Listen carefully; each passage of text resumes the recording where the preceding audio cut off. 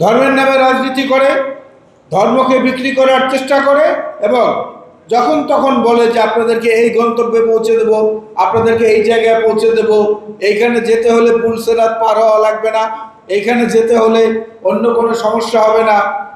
ধর্মকে যারা ব্যবহার করে তারা হচ্ছেন ওই ধরনের প্রতিবেশী। এই প্রতিবেশীদের থেকে আমাদেরকে সাবধান থাকতে হবে। এবং আমার মনে হয় দেশনেত্রী বেগম খালেদা জিয়ার আজকের যে অবস্থা, এই অবস্থার জন্য আল্লাহর দরবারে আকুতি মিনতি করে কান্নাকাটি করা, প্রত্যেক নামাজের পরে, 5 ওয়াক্ত নামাজের পরে যে অবস্থানে থাকি না কেন, সেই সময় দেশনেত্রী বেগম খালেদা জিয়ার সঙ্গে খালেদা জিয়াকে আমাদের দোয়ার মধ্যে অন্তর্ভুক্ত করা। আল্লাহ রাব্বুল আলামিন যেন ওনাকে কষ্টহীন পরিণতি দান করেন।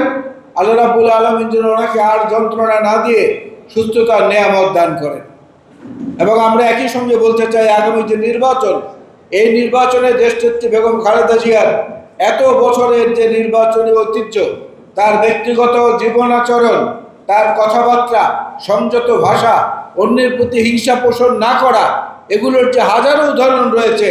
বাংলাদেশ কেন, পৃথিবীর বহু রাজনীতিবিদের মধ্যেও এই গুণাবলী খুঁজে পাওয়া খুব কষ্টকর হবে। আজকের দিনে আমরা মনে করি জাতীয়তাবাদী নবীন দল একটি উপযুক্ত সময়ে এই দোয়া অনুষ্ঠানের আয়োজন করেছে। আমরা এখানে প্রাণ ভরে আল্লাহর দরবারে আকুতি জানাবো, দেশনেত্রী বেগম খালেদা জিয়াকে যেন সুস্থতার নেয়ামত দান করেন, আবার আমাদের মাঝে ফিরিয়ে দেন।